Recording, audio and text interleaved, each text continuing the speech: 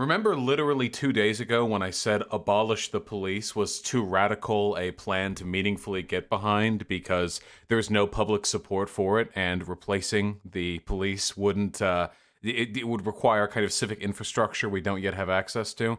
Well, the Minneapolis City Council has apparently achieved the 9 out of 12 vote threshold necessary to pass legislation without being able to be vetoed by the mayor, who has said that he does not favor the abolition of the police or even its defunding. A group of Minneapolis City Council members have announced their intentions to proceed with disbanding the city's police force. Not cutting budgets, not paying for a task force to examine policing measures, not any of that nonsense, just disbanding it. Which is pretty wacky, because that is way too radical for America. The base department was not. Listen, the base department was at the moment of this decision. They were sleeping, they were resting. They didn't expect to get any calls, and then their fucking phone lines just lit up. They weren't ready for it. We got to talk about this. Oh, hey, Azairs. Is that how you pronounce your name? In chat? How you doing? Big YouTuber Andy in YouTube chat. Not in the cool kids chat with you guys, of course, but they're still cool, though. All right. Anyway, man, disbanding the police force. I'm actually really, really worried about this. So, the argument fundamentally is this, and I'm going to ramble for a second, and you're going to listen to me because that's how streaming works. When people hear the phrase, abolish the police, what they tend to think is, what happens when crimes happen then? Which is, I think, honestly, a really valid question. I think that's a reasonable response for most people. I mean, the concept of abolishing the police are literally like a fundamental infrastructural necessity of modern civilized society, at least in the minds of most people. So when you talk about abolishing it, they imagine like, oh, you're just, oh, cool, sure. So you're going to, this is like getting rid of like the fire department, you know? But it's not. Because the issue is, the police have a very, very specific socio-political history. Many people in this chat probably already know that and this isn't hyperbole, this isn't like lefty history, this is just like a fact. The police originated from slave patrols. Essentially the idea of like an organized hierarchical task force who would respond to claims of mishappenings. They were slave patrols. They would patrol the borders of states, largely between the North and the South. And when, a black folk went a-running, they'd catch them. And that was their job. That was what they did. But it didn't end there. Who here's heard of the Pinkertons? I know you've heard of the I literally see it in chat right now, so I know at least one of you knows what the Pinkertons is. Again, the modern conception of the police is, well, it's modern. Back around the turn of the 20th century, what we would have called police were essentially gangs, either privately operated or paid for by the city officials. And their job functionally was to preserve the power relations within our society. Literally, it would be like the mayor or like a company would have their group, their gang, and if there was a problem, they would be sent to resolve that problem. But there wasn't some kind of nationwide standard. They were literally basically private militias. The Pinkertons are especially infamous because they were typically brought in to strike break, and boy did they strike break. Whoo boy! Many a union member met their end to a bullet fired by a Pinkerton pistol. That was their job. And eventually, the folks in charge, they kind of figured it's actually really convenient to have a group of trained, armed, task force workers who I can send to resolve disputes which, could conceivably inconvenient to me. And the police were born. Now, obviously, the police do not just preserve existing relations of power. That's not their only job.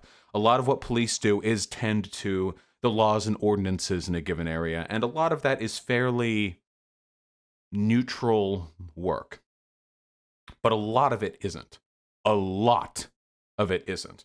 And the actual degree to which a police force works to preserve the power relations in a society usually differs on the city they're doing this in. There are probably tiny old towns somewhere in the Midwest where the police are mostly harmless. You know, don't drive at 115 miles per hour down the freeway.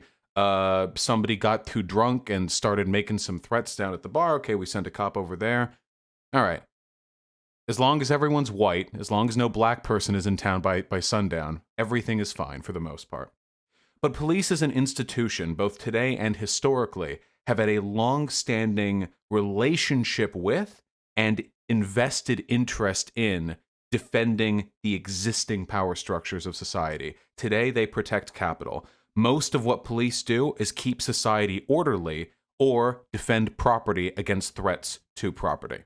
And the reason they keep society orderly is not because they are interested in helping people. The Supreme Court made that very clear when they ruled that the police do not actually have an obligation to help people. The police have an obligation to uphold the law.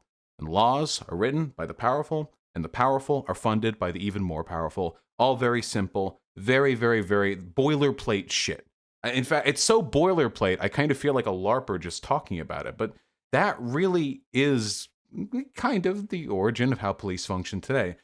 And when we abolish the police, we are not saying get rid of the concept of law, because that does have its uses. What we are saying is the specific type of institution the police have become are one which are antithetical to the values our society is supposed to uphold.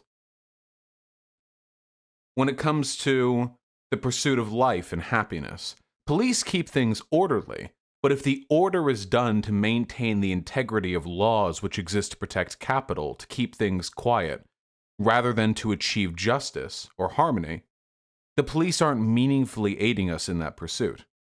And the degree to which the police have been militarized and insulated from the citizens they are meant to protect has made it increasingly difficult for them to do that job. So when we abolish the police, we do not abolish law. We replace the police with community policing. We replace the police with civil servants. We replace the police with representatives of the community. Now, the actual specifics of community policing are really fucking complicated, and I want to read more into them before I give some long-winded speech on how exactly, like I'm sure there's a trillion ways how exactly they could be implemented. But I have concerns, and I am scared right now. Because the only thing worse than the status quo is an improvement done poorly. The world will be looking to Minneapolis right now, following the abolition of the police. And if things go wrong, that will be used to justify every police excess for the next 2 decades. There are already conservative demagogues on Twitter and YouTube, and presumably in our state and national legislators, talking about how we need to keep our eyes on Minneapolis because it's going to turn into a lawless hellhole overnight. And while I don't think that's going to happen, I must confess I am a little concerned because right now the city council has not outlined a very specific plan as to what should be done following the abolition of the police. If this succeeds, Minneapolis will become a template, a blueprint for the improvement of our society. It is the local implementation of civic improvements which facilitates their broader implementation. But if things go poorly, that could be really, really bad for us. So all eyes on Minneapolis. Let's see what happens. Let's see how well they do. I will admit, I am a little nervous because This is more than America is, this is more than I expected of this country. But it might end up setting a very bad precedent. So you're saying if a crime happens in Minneapolis, the revolution is fucked? No, I'm saying if a bunch more crimes happen in Minneapolis and their replacement system can't deal with it, then the country might be fucked. Yes. We'll see. Camden, New Jersey, abolished their PD years ago and replaced it with community policing, and crime dropped dramatically. I would need to look into that, but keep in mind, eyes are on Minneapolis right now in a way they are not for Camden. Even if there are prior precedents of community policing working, it needs to work here. Everyone's eyes are here. What will happen to prisons? Oh, well, prisons will still exist. They're not talking about abolishing prisons. That would be a very impressive change, but that's not going to happen. Hopefully fewer people have to spend their nights in those prison cells, though. That's a good first step. Yeah, it's too based overload. We have to hold back. We have to wait a little bit. We have to withhold, okay?